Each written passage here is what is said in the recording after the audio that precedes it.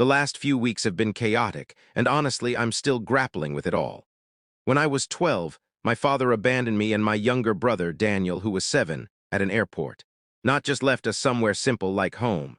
No, he hauled us through a bustling terminal, tossed our tickets into a bin, and publicly disavowed us in front of strangers. For 15 years, I've tried to move beyond this trauma, but recently I stumbled across him by sheer chance, and now he's all I can think about. Let me rewind.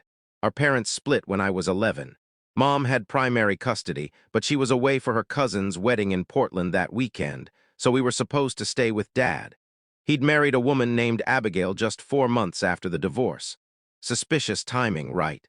We'd only met Abigail twice, and she had 2 sons around our ages that Dad seemed bizarrely fixated on. He picked us up that Friday in a sleek new BMW, already a warning sign. He was acting off, constantly checking his phone, barely speaking. When we reached his condo, Abigail and her kids were there, all packed with luggage. Dad announced a surprise trip to Orlando for the weekend. For a brief moment, I was thrilled, imagining theme parks, but then I noticed Daniel wasn't included in their talk about hotels and attractions. The drive to the airport was heavy with tension. Dad kept glancing at us in the mirror with an expression I couldn't decipher then but now recognize as disdain.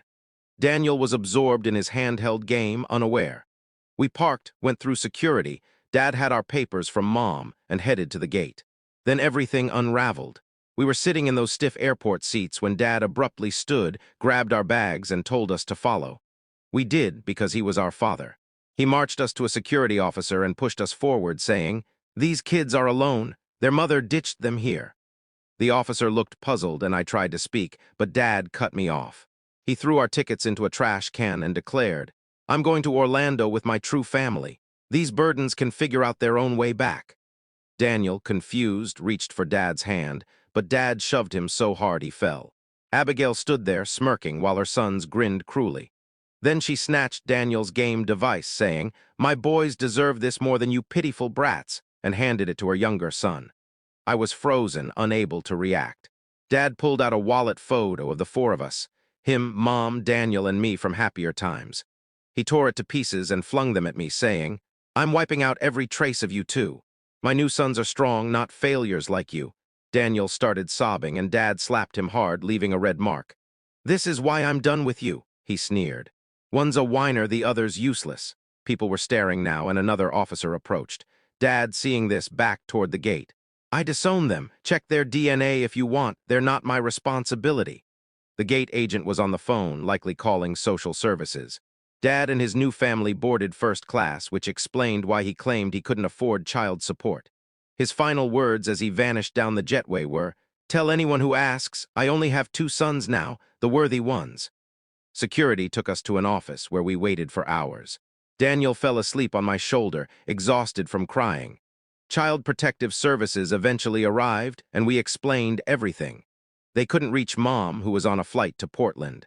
We spent the weekend in a temporary foster home, the worst part being that Dad faced no real consequences. Mom couldn't afford a good attorney, and Dad had relocated to Florida with his new family, dodging child support and cutting contact. Our grandmother, Mom's mother, moved in after Mom's emotional collapse. She raised us while Mom worked multiple jobs. Daniel had nightmares for years, and I developed trust issues that wrecked every relationship I've had. Mom passed away from cancer 3 years ago. Now it's just Daniel and me, with our grandmother on a fixed income.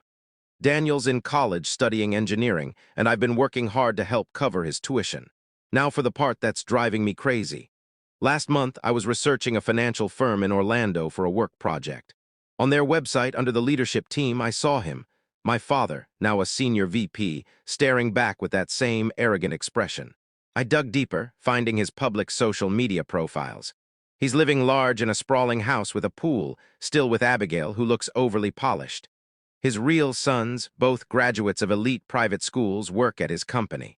What broke me was a Father's Day post from last year, where he gushed about how blessed he is to have 2 incredible sons and how fatherhood is his greatest joy.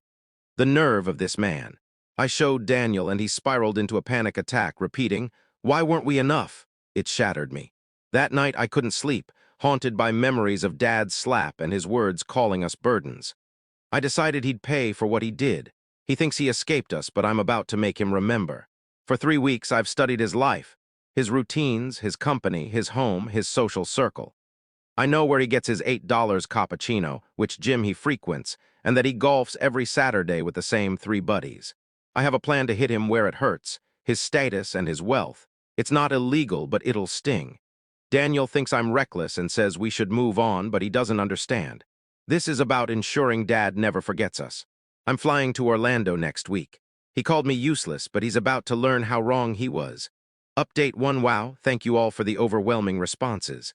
I didn't expect so much support and advice, even from those saying I'm making a bad call.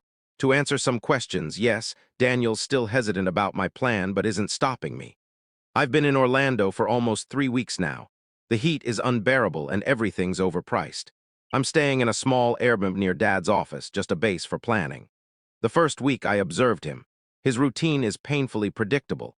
Fancy coffee shop every morning, drives his flashy SUV to work, stays until 6, sometimes hits the gym, then heads to his mansion. Watching him act so normal, like chatting with baristas or tipping generously, infuriated me. How can someone who discarded his kids act so decent? Does he even recall what he did? I needed to get closer, so I leaned on my skills. I've worked in cybersecurity for 5 years and know my stuff. Dad's company was hiring for network security, so I applied using my middle name, Michael, and Mom's maiden name. Perfectly legal. I tailored my resume to fit the role and got an interview within days. Walking into that sleek, glass-walled office was intense. The interview was standard, HR and the IT director asking about my experience. I was nervous, not about the job, but because Dad could walk by any moment. I got a second interview, this time with the department head and, of course, the VP of Operations, Dad. Seeing him up close after 15 years was surreal. He's aged with gray hair, but that smug look remains. He didn't recognize me. Why would he? I was a lanky kid back then. Now I'm a bearded adult with a different name. The interview was agonizing. Hearing him talk about company integrity and family values made my blood boil. I stayed composed, even got a laugh out of him. I kept picturing Daniel crying at the airport. I got the job and started the following week. My plan was to infiltrate, earn trust, uncover dirt, and ruin him, his reputation and finances, slowly, so he'd feel the same lingering pain we did. The first weeks were about learning the systems and blending in. The company manages investments for wealthy clients and dabbles in some shady consulting practices, not illegal, but questionable. Dad barely noticed me initially. I was just another tech guy. But in my third week, a major system breach occurred. Someone tried accessing client data, and my updated security protocols stopped it. I traced the hack and neutralized it, saving the company millions. Suddenly, I was the star. The IT director praised me to everyone, including Dad. That's when he really noticed me. There was a moment where he squinted, like something clicked, but he couldn't place it. He invited me to brief clients on the incident, then started pulling me into executive meetings to ensure security. It was my way in. In those meetings, I learned Dad was pushing clients into risky investments for personal gain, taking credit for others' work, and protecting his incompetent sons, who both worked there thanks to him. The older son, Ethan, and younger, Logan, were lazy, more focused on golf and flirting than working. I also ran into Abigail, who came to drop off lunch for Dad. She looked right through me, just like at the airport. Dad introduced me as the guy who saved the company. She gave a fake smile and asked if I was new to Orlando. I said I'd been here before with unfinished business. Dad chuckled. She didn't.